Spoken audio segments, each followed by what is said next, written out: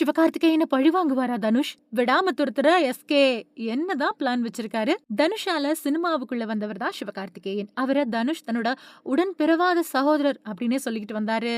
ஆனா கடந்த சில வருஷங்களா அவங்களுக்குள்ள பனிப்போர் ஆரம்பிச்சிருக்கிறதா பேச்சுக்கள் எழுந்திருக்கு. கொட்டுக்காளி படத்தோட ட்ரெய்லர் வெளியீட்டு விழாவுல சிவகார்த்திகேயனோட பேச்சு அந்த தகவல்களுக்கு வலுவு கொடுத்தது.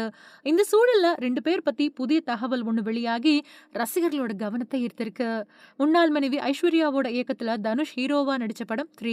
அந்த படத்துல சிவகார்த்திகேயன் ஒரு சின்ன ரோல பண்ணியிருந்தாரு. அதுக்கிடையில மெரினா படத்துல அவர் ஹீரோவாவும் அறிமுகமாயிட்டாரு. 3 படத்துக்கு பின்னாடி தொடர்ந்து படங்கள்ல கமிட் ஆன சிவாவ தன்னோட ஒண்டர்பார் பிலிம்ஸ் பேனருக்கு கீழ ஹீரோவா களமிறக்குனாரு தனுஷ்.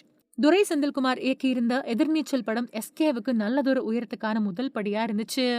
தொடர்ந்து தன்னோட திறமைய வளர்த்துக்கிட்டு ரொம்ப பெரிய உயரத்தை இப்போ தொற்றிருக்கக்கூடிய சிவா கடைசியா அமரன் படத்துல நடிச்சாரு. அந்த படம் மெகா பிளாக் பஸ்டர் ஹிட் ஆச்சு. உலகம் முழுக்க 330 கோடி ரூபாய் வரைக்கும் வசூல் பண்ணுச்சு. இப்போ அவர் நடிப்புல மதராசி, பராசக்தி அப்படின்னு 2 படங்கள் உருவாயிட்டு வருது. இதுல மதராசிய ஏஆர் முருகதாசும், பராசக்திய சுதா கொங்கராவும் இயக்குறாங்க.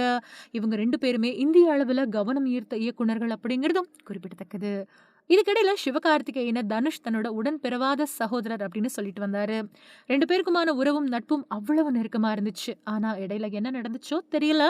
அவங்களுக்குள்ள மோதல் உருவாயிட்டதா கடந்த சில வருஷங்களா தொடர்ந்து தகவல்கள் பரவிட்டு வருது. சிவா தான் தயாரிச்ச கொட்டுக்காளி படத்தோட ட்ரெய்லர் வெளியீட்டு விழாவுல பேசினதை பார்த்த ரசிகர்கள் மறைமுகமா அவரு தனுஷை தான் தாக்குறாரு அப்படின்னு உறுதியா சொல்ல ஆரம்பிச்சாங்க. முக்கியமா அயலான் படத்தை தனுஷ் நடிச்ச கேப்டன் மில்லர் படத்துக்கு போட்டியா களமிறக்குனாரு சிவகார்த்திகேயன். யாருமே எதிர்பார்க்காத விதமா தனுஷ் நடிச்ச படத்தை விடவும் சிவா நடிச்ச படம் சூப்பர் ரெஸ்பான்ஸ பெற்றுச்சு. சினிமாவில் அறிமுகப்படுத்தினவரையே பந்தயம் அடிச்சிட்டாரே எஸ்கே அப்படின்னு அவரோட ரசிகர்கள் சந்தோஷத்துல சொல்லிட்டு வந்தாங்க.